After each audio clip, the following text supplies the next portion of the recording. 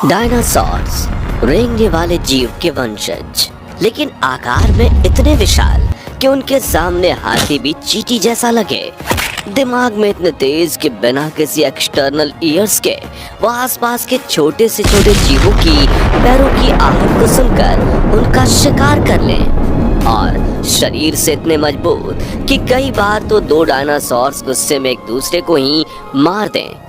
ये डायनासोर्स करीब 14 करोड़ साल तक इस धरती पर राज कर रहे थे, लेकिन उसके बाद ऐसा तो क्या हुआ कि चंद ही मिनटों में इतने बड़े जीव धरती से पूरी तरह से विलुप्त हो गए। इस इतिहास को जानने के लिए हमें घड़ी के कांटों को उल्टा घुमाकर समय में पीछे जाना होगा। तो आज से करीब 6.5 करोड़ साल पहले क्रिटेशियस युग में धरती किसी स्वर्ग से कम नहीं थी। चारों तरफ फैले बड़े बड़े पेड़ पौधे, पानी से छलक रहे समंदर और इस धरती के सभी जीवों पर राज करने वाले विशालकाय डायनासोर्स जो इस जमीन पर चलते थे, इसी वातावरण में सांस लेते थे और दूसरे डायनासोर से लड़ाइयाँ लड़कर खुद के वर्चस्व को जीवित रखते थे। उस वक्त डायनासोर्स की कई हजारों प्रजातियां मौजूद थी, जिनमें से कुछ आकार में बड़े होते थे तो कुछ छोटे, कुछ शाकाहारी होते थे तो कुछ मांसाहारी। वहीं कुछ बेहद शांत स्वभाव के होते थे तो कुछ इतने हिंसक कि चंद मिनटों में पूरा इलाका तबाह कर दे। खैर, उस वक्त सब कुछ सही चल रहा था, लेकिन इन बेजुबान जानवरों को नहीं पता था कि इनके ऊपर एक बड़ी विपदा आने वाली है और कुछ ही समय में ये सभी डायनासोर्स अपना अस्तित्व ही खो देंगे। दरअसल कुदरत ने डायनासोर्स का अंत आज से करीब 100 मिलियन यानी 10 करोड़ साल पहले तभी लिख दिया था जब दूर अंतरिक्ष से एस्टेरॉयड का एक टुकड़ा सौर मंडल की ओर बढ़ रहा था। पृथ्वी से तकरीबन 20 करोड़ मील दूर मंगल बृहस्पति ग्रह के बीच बने बेल्ट में घूम रहे एक विशाल का एस्टेरॉयड की दिशा बदल जाती है और वो अपने सर्कुलर रूट को छोड़कर तेजी से पृथ्वी की ओर बढ़ने लगता है। 15 किलोमीटर व्यास वाले इस एस्टेरॉयड की रफ्तार 22,000 मील प्रति घंटा थी। वैसे तो कई एस्टेरॉयड पृथ्वी के वायुमंडल में प्रवेश करते ही पूरी तरह से नष्ट हो जाते थे, लेकिन इस एस्टेरॉयड का आकार इतना बड़ा था कि नष्ट होने के बजाय इसकी रफ्तार और तेज होती जाती है और घर्षण की वजह से ये एक बड़े आग के गोले में तब्दील हो जाता है। साथियों, इस बड़े आग के गोले की चमक इतनी तेज थी कि जैसे ही धरती की ओर ये और नजदीक आया तो इसकी 800 किलोमीटर रेडियस में रहने वाले सभी जीवों की आंखों की रोशनी चली जाती है, जिससे वो इसे देख तो नहीं पाते, लेकिन उन्हें इस बात का अंदाजा लग जाता है कि बड़ी गड़बड़ होने वाली है और चारों ओर भगदड़ मच जाती है। वैज्ञानिकों के मुताबिक 15 किलोमीटर बड़ा ये आग का गोला नॉर्थ अमेरिका के युकाटान पेनिनसुला में धरती से जा टकराता है, जिससे एक बहुत ही भयंकर विस्फोट होता है और ये टकराव इतना दमदार था कि इसकी वजह से जमीन की सतह के नीचे दबा लाखों मीट्रिक टन धातु तेज रफ्तार से उछलकर अंतरिक्ष में चला जाता है, जिसे आज वैज्ञानिकों ने मंगल ग्रह पर भी डिस्कवर किया है। वहीं धरती पर जिस जगह यह एस्टेरॉयड गिरा था वहां 180 किलोमीटर चौड़ा और 20 किलोमीटर गहरा गड्ढा बन जाता है, जिसके आकार को देखकर ही हम ये समझ सकते हैं कि यह विस्फोट कितना बड़ा था। और इस विस्फोट में कई प्रकार के धातु जलने की वजह से रेडिएशन की मात्रा इतनी ज्यादा बढ़ जाती है कि आसपास के हजारों किलोमीटर में मौजूद सभी जीव पूरी तरह से जलकर राख हो जाते हैं। लेकिन ये तो बस धरती पर होने वाले महाप्रलय की शुरुआत थी, क्योंकि इस विस्फोट की वजह से जो पत्थर और धातु अंतरिक्ष में गए थे वो ठीक 40 मिनट बाद फिर से धरती के वायुमंडल में एंटर करते हैं और घर्षण की वजह से आग के गोलों में तब्दील हो जाते हैं और धरती पर आग के गोलों की बारिश होने लगती है, जिससे धरती पर मौजूद सभी जीव जलने लगते हैं।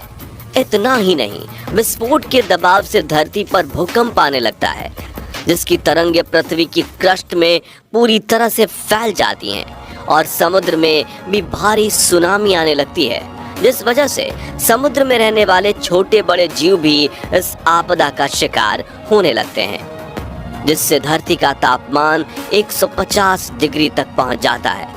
इसी कारण से जो डायनासोर विस्फोट की जगह से काफी दूर थे, वे भी गर्मी की वजह से मौत का शिकार होने लगते हैं। वहीं इस गर्मी से बादलों में मौजूद पानी भाप बनकर उड़ जाता है और तूफान की वजह से धूल बादलों में तब्दील हो जाती है और पृथ्वी को ढक लेती है, जिससे कई हजार सालों तक धरती पर सूरज की एक किरण नहीं आती और पेड़ पौधे की पूरी आबादी खत्म हो जाती है, यानी चारों ओर सूखा पड़ जाता है। इन सभी कारणों की वजह से धरती पर मौजूद जीवों की 75% आबादी खत्म हो जाती है। इस तरह से एक महाप्रलय धरती पर मौजूद डायनासोर्स की करोड़ों की आबादी को मौत की नींद सुला देता है।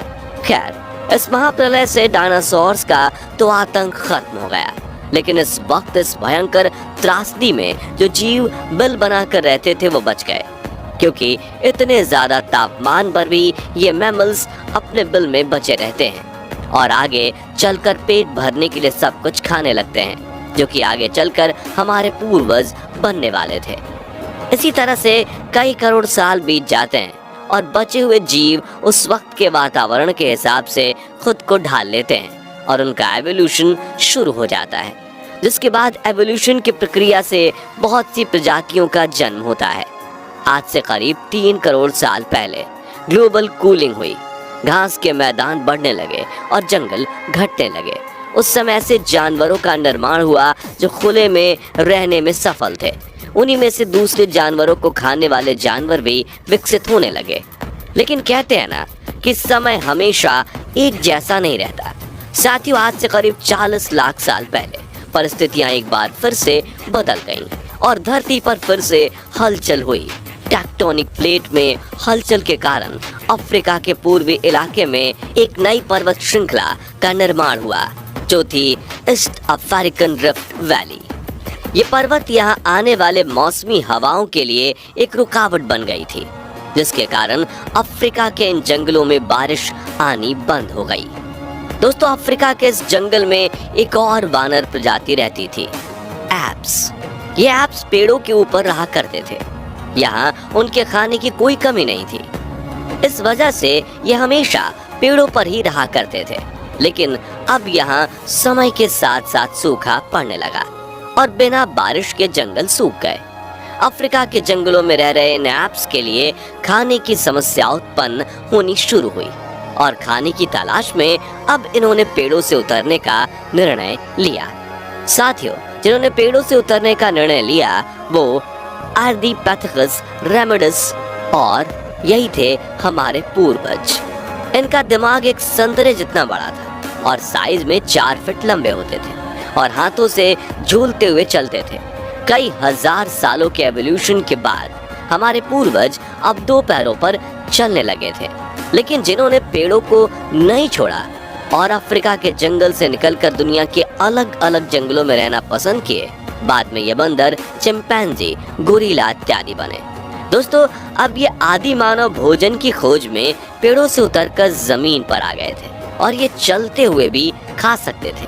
समय के साथ साथ विकास की प्रक्रिया चलती रही और आदि मानव धीरे धीरे करके विकसित होने लगे। इनका दिमाग भी धीरे धीरे बड़ा होने लगा। समय के साथ साथ इन्होंने पत्थरों से हथियार बनाना सीख लिया, जिससे उनके लिए शिकार करना काफी आसान हो गया था, क्योंकि जानवरों से खुद की रक्षा और जानवरों का शिकार करने के लिए हथियार का होना बहुत जरूरी होता था। आदि मानव खुद की रक्षा के लिए ग्रुप में रहा करते थे और रात होते ही खतरा बढ़ जाने की वजह से ये गुफा बनाकर रहने लगे थे, जहां वो ग्रुप्स में ही रहा करते थे और सुबह होते ही भोजन की तलाश में एक साथ निकल जाते और ग्रुप में रहकर ही शिकार करते थे। जैसे जैसे आदि मानव को अपने आसपास की वस्तुओं का ज्ञान होता गया, वैसे वैसे वह अपने लिए और सुविधाएं जुटाने लगे। पहले आदि मानव को कपड़े पहनने का ज्ञान नहीं था। वो पेड़ की छाल, बड़े बड़े पत्तों और जानवरों की खाल से ठंड के समय अपना बचाव करते थे। पहले ये जानवर का कच्चा मांस खाते थे, लेकिन एक दिन की घटना ने इन आदि मानवों के जीवन में बहुत कुछ बदल दिया। एक दिन यह पत्थरों को आपस में टकरा रहे थे, जिससे चिंगारी निकली, जिसके कारण जंगल में आग लग गई और उसमें काफी पशु जल गए थे। और जब उन्होंने इन जले हुए पशुओं को खाया तो उनको ये काफी स्वादिष्ट लगे। उसके बाद से आदि मानव ने पशुओं को पकाकर खाना शुरू किया, जिसके लिए ये पत्थरों को आपस में टकराकर आग लगाते थे। इस तरह आदि मानव ने आग की खोज की थी। ये इन सभी के लिए सबसे बड़ी खोज थी।